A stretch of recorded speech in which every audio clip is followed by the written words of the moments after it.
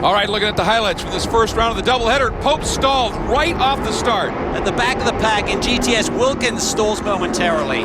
He's able to get going, but watch for the big moment here. Everybody looks good, and then the huge hit. Bill Ziegler in the Swisher Racing Evo gets into Pope's, shoves him into Robert Stout, filling in for Greg Schaefer in the Nissan. We hop on board with Roger Miller. There we see it. You see Ziegler tags the back of Randy Popes. Miller has nowhere to go. Stout is involved as well. Major carnage on the opening lap here in Detroit. Here's the tail shot, and you can see Ziegler's hit throws Popes over into Stout. Nowhere for Miller to go either. He collects him, and the report for Randy Popes was snapped a half shaft, Cal. Wow, and these guys qualify for the second race based on fast times in this one. So Popes will be at the back for the second round here in Detroit as well. You can see Bill Ziegler there, distraught to be sure. He's had a tough season once again developing that Evo.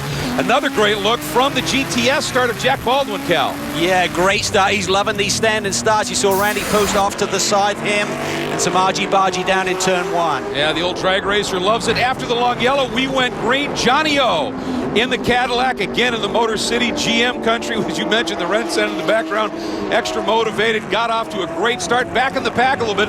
Alex Figge now the lone K-Pex Volvo having a great run.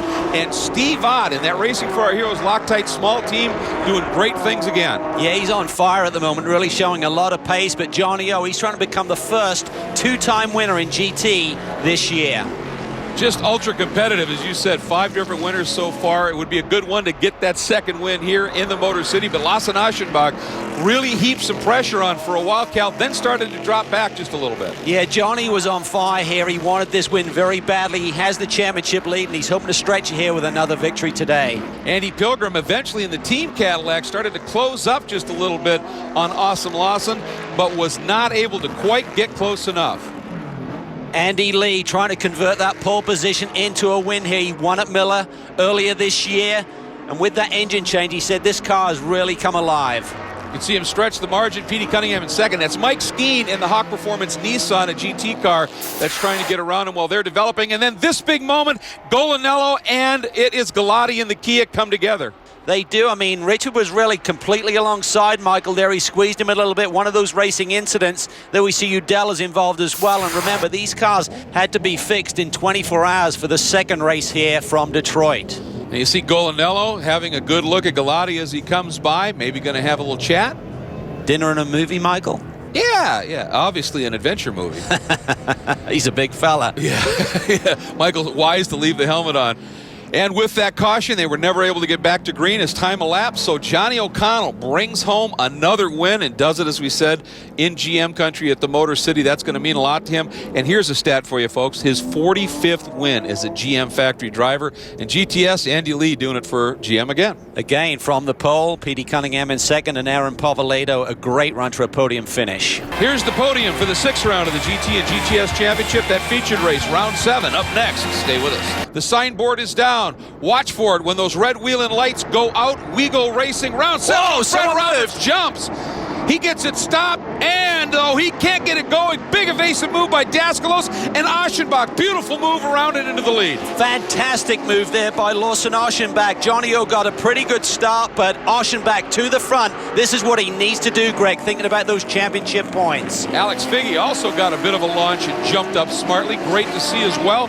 But Aschenbach leads O'Connell, then Figge, then Pilgrim, then Sofronis, who's actually running an older car as he's put Dave Welch in the new car in the program, and then Steve Ott once again in that Racing for Our Heroes Porsche behind. Great battling here. A couple of very exotic marks you saw briefly. The Audi, the R8 chased by the Nissan GTR. Look at this. Oh, big move and a contact down to the inside. Big hit, Cal.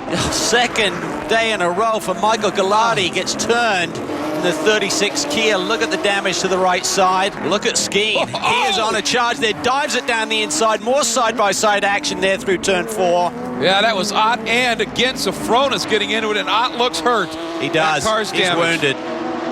Going back to the GTS battle, there is Andy Lee in that Best IT Camaro continuing to lead. Petey Cunningham in the Acura HPD, Acura TSX, and then Jack Baldwin in the Hot Wheels Porsche Cayman sitting in third.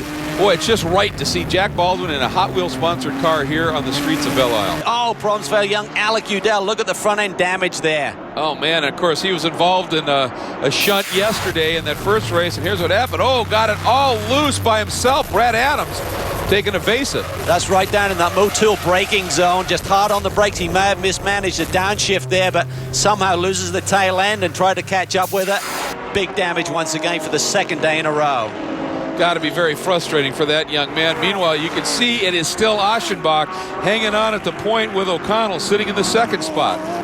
Oh, look at the damage here to Mike Skeen. This is massive. The Hawk Performance Nissan GTR, and he has got hugely into the wall. See if we can see what happened, Cal. Oh, just loses it in turn 3, I believe, and just crunches that left side up against that concrete wall. On board with Tommy Dreese, you see there up ahead of him. Oh, just enough room for Tommy to get through. Big debris field Tommy had to run through there. Those Pirelli tires are great, but a lot of junk on the track. He's going to be a little concerned about that.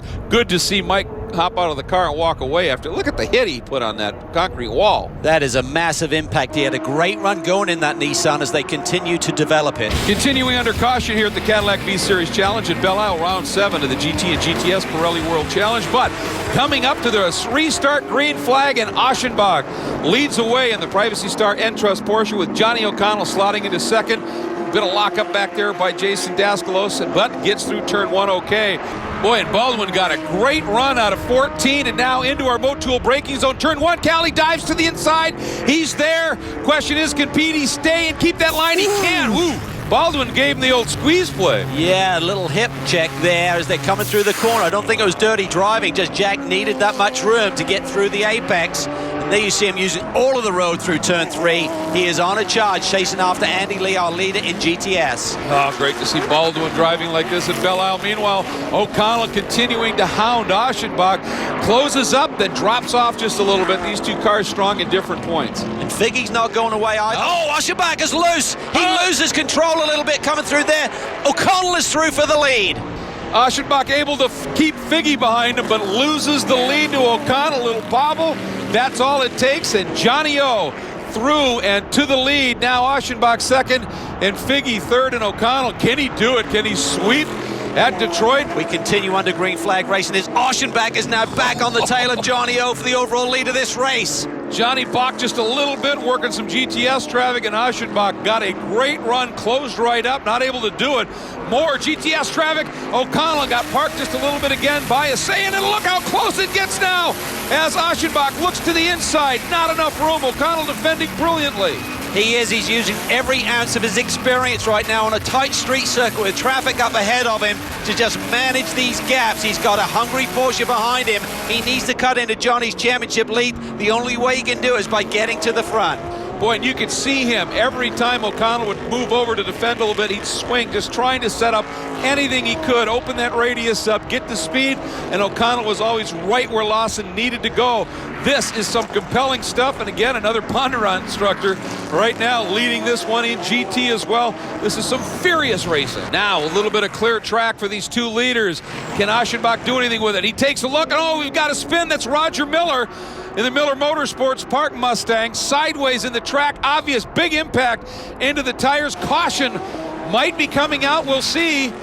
He's sitting right in the middle of the track, Cal. That's turn 1, and these guys are about half a lap away from that, so Johnny O will be getting the radio communication from his team. Look out, there's problems down in turn 1, but just try and hang on to that lead. We may be going full caution. Boy, and you know that Aschenbach getting the same word, and they're saying, get him, get him, get him now. And there it is. The full course caution comes out, and the field is neutralized at this point. And so that's going to stop Aschenbach's charge, and I don't see any way they can get this cleaned up within the time frame left in this race. Do you, Cal? Oh, and Hayner involved. He's lost the right rear wheel or suspension. There's something on a drift there on the Audi. Let's take a look at the replay here. Up ahead. Oh, look at this. Upside down almost for Miller as he clouts that tire bundle there on the exit of turn 1. There's a high-speed corner. He come down a couple of gears. We're on board with Randy Post. Look up ahead. Miller just runs really wide, locks him up right at the end of that, hits the tire bundle, and then Hayner just loses the right rear corner, just buckles under. Yeah, it looked like that happened before. No contact caused that. It just snapped, and around he went. I don't see the wheel coming adrift. I'm not sure if it's just tucked under the fender there. Hard to see from that camera angle. As we're on our final lap now, and it will end under the full course caution. And for Roger Miller, second big hit in 2 days here. The doubleheader weekend in Detroit, not good for Miller. Same area of the racetrack as well. The first time was yesterday with the initial start with Randy Poot's problems. Miller got caught up in it with nowhere to go today, just by himself. Don't know what was the predecessor to that in terms of what caused the problem, whether he just ran wide and very dusty offline around these street circuits, of course. But Johnny O'Connell right now working 13 and 14 down Strand Drive, then onto Sunset Drive, heading toward a second checkered flag of the weekend, gonna sweep it. Just an incredible event for Johnny O and the Cadillac team in the Motor City. Yeah, just big points. Great win yesterday. From second place on the grid, pole to the win today. He'll extend his championship lead tonight. With a lot of weight on that car. Boy, they have it handling great. O'Connell gets the win, sweeps the wins for the Detroit Belle Isle weekend at the Cadillac CTSV Challenge. It doesn't get any better than that. And you know that the GM brass are watching. Look at this crew. See Mark Kent there in the middle of the group there applauding. And Andy Lee, he did get maximum points this weekend. Pole to a win on both days. Beautiful job, and he'll assume the championship lead tonight. Great move for him in GTS. It was O'Connell with the GT win, Lee with the GTS win, and a very, very happy podium.